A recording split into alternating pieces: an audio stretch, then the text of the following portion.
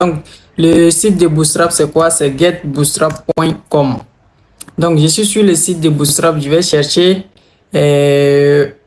navbar. Donc, navbar comme ça.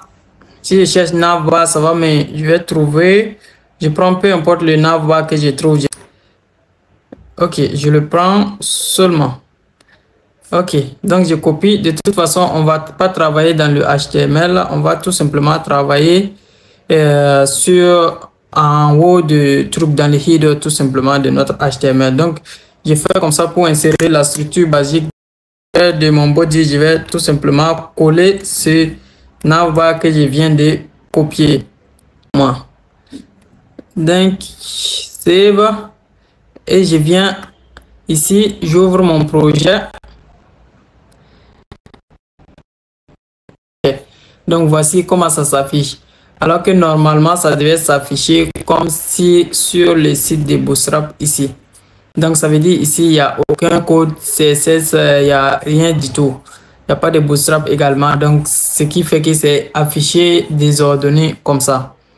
Donc maintenant on va essayer d'ajouter Bootstrap dans ce projet. Donc comme je vous ai dit, on va essayer par la méthode de local, donc en ajoutant Bootstrap, en téléchargeant Bootstrap dans notre projet localement. Donc pour ça, on va venir sur Download sur le site ici. Donc si vous êtes déjà sur le site de Bootstrap, n'oubliez pas, le site de Bootstrap, c'est pas bootstrap.com, mais plutôt getbootstrap.com. Donc vous allez aller dans l'onglet Download et vous allez descendre en bas ici et vous voyez tout simplement un petit bouton Download ici. Donc vous cliquez ici et votre Bootstrap va se télécharger tout simplement. Moi, je l'ai déjà fait, donc ça se télécharge 2 fois dans mon ordinateur comme ça. Donc, vous téléchargez le fichier de Bootstrap comme ça et vous venez dans votre ordinateur tout simplement. Dans les fichiers de téléchargement, vous allez voir votre fichier ici. J'avais déjà téléchargé ça avant, donc vous voyez, c'est ici. Donc, ici, je vais tout simplement, ça c'est le Bootstrap. Et ça, c'est le 5. Donc, je vais utiliser le 5. Et on va dézipper tout simplement ce fichier. Donc, ça va dézipper et ça va venir en bas chez moi. Donc, je descends carrément en bas. En bas, je ne sais pas où ça va se placer. Voilà, et ça s'est placé ici. Donc, j'ouvre le fichier. Je pars dans les CSS parce que c'est le CSS qui est important ici. Et on veut pointer tout simplement sur le bootstrap.min.css. C'est ce fichier qui nous intéresse tout simplement, le fichier qui est là.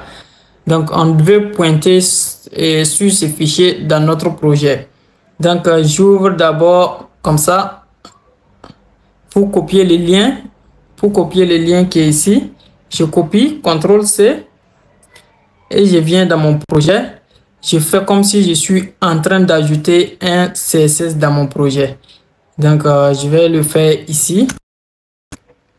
Donc, je vais le séparer des autres pour que vous puissiez bien voir. Donc, je mets link, la balise link qui nous permet tout simplement d'ajouter du CSS dans notre projet. Maintenant, pour ce faire, on va tout simplement ajouter le lien que j'ai copié. L'URL qui pointe sur le fichier .min.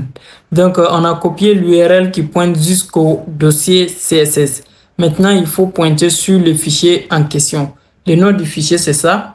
Donc, je vais venir copier. Non, je vais faire semblant de renommer pour pouvoir copier le nom du fichier. Donc, je copie le nom comme ça, CTRL-C. Et c'est bon. Je viens dans le projet et je colle le nom du fichier. J'ajoute un slash et je colle anti-slash et je colle le nom du fichier. En test, j'enregistre et je viens maintenant pour réactualiser mon projet. Et là, bingo, on voit que le menu s'affiche normalement. Ça veut dire il y a du Bootstrap dans notre projet maintenant et c'est bon. On voit que Bootstrap s'applique tout simplement sur notre projet. Maintenant, la deuxième méthode, ça sera de faire par un lien CDN. Donc, ça, pour ce faire, je vais venir je vais changer de projet. Voilà. Je vais créer un nouveau fichier que je vais nommer home.html tout simplement. HTML comme ça. Et je vais venir copier. Je vais venir copier ce home là, ce navbar là. Voilà. Je copie le navbar comme ça. Et je viens ici, je mets d'abord la structure de page d'une page HTML comme ça. Et dans le navbar, je colle le bootstrap, le nav. Et à l'intérieur, je colle le navbar que j'ai collé dans mon bootstrap. Donc, je save. Donc, maintenant, je vais venir et je vais répartir dans l'exécution. Maintenant, au lieu d'exécuter index.html, je vais exécuter le home.html. Et on voit que ça s'affiche comme l'index s'affichait avant qu'on ajoute le bootstrap. On va revenir encore dans le Chrome. Et maintenant, au lieu de télécharger Bootstrap, on va essayer maintenant, on va pas télécharger Bootstrap localement pour charger notre ordinateur pour rien. Donc, on va utiliser Bootstrap en ligne. Donc, là, vous allez toujours venir dans le download si vous n'êtes pas encore là-bas. Et au lieu de télécharger ici, vous allez descendre et vous allez voir ici CDN. Vous voyez ici CDN. Donc, ça, c'est comme intégrer Bootstrap via le lien CDN. Et vous allez copier tout simplement les liens qui est ici.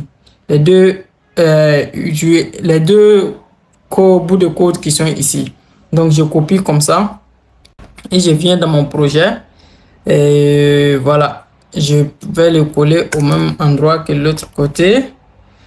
Donc, voilà. Ici, je vais coller mes deux bouts de code que j'ai copiés sur dans la documentation de Bootstrap.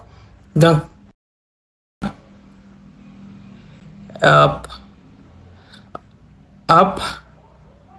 save, c'est bon.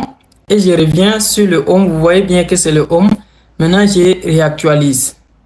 Et on voit bingo encore que notre Bootstrap prend place et que ça nous fait tout simplement, ça fait ouvrir tout simplement notre navbar comme on le veut.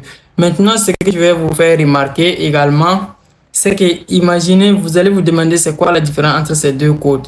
Imaginez que j'enlève ce code, le deuxième, et que je laisse seulement le premier. J'enregistre et je viens encore, je réactualise. Et là, quand je passe ici, il n'y a rien qui se passe. Quand je passe sur le drop-down, il n'y a rien qui se passe comme avant. Parce qu'avant, si je passe là-bas, le menu qui est ici doit s'afficher tout simplement.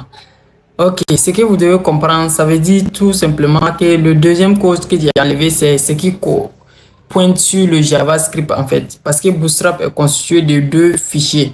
Comme vous avez vu ici, si je recule, vous allez voir ici qu'il y a JavaScript et il y a CSS. Donc, le premier pointe tout simplement sur le CSS et le deuxième sur le JavaScript. Donc, vous pouvez remarquer également que si je fais CTRL Z, vous pouvez remarquer que cette balise, c'est la balise script et l'autre, c'est la balise link.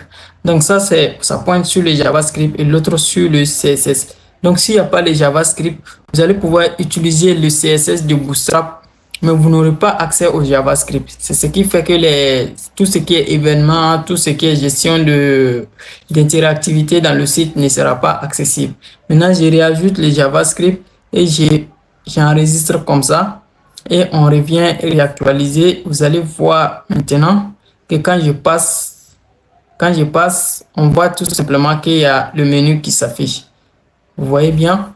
Donc, c'est ça la différence en fait entre ces deux links. J'espère que vous avez apprécié cette vidéo. Si c'est le cas, laissez-moi un j'aime et abonnez-vous à la page et partagez cette vidéo aussi avec des amis qui auront peut-être besoin.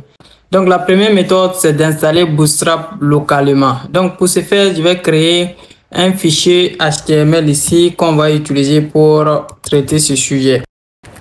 Bienvenue dans cette vidéo où je vais vous apprendre comment installer Bootstrap dans votre projet .html.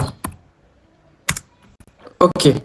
Donc, on cherche à installer Bootstrap dans ce dossier, dans ce fichier tout simplement. Donc, pour ce faire, je vais ouvrir Chrome.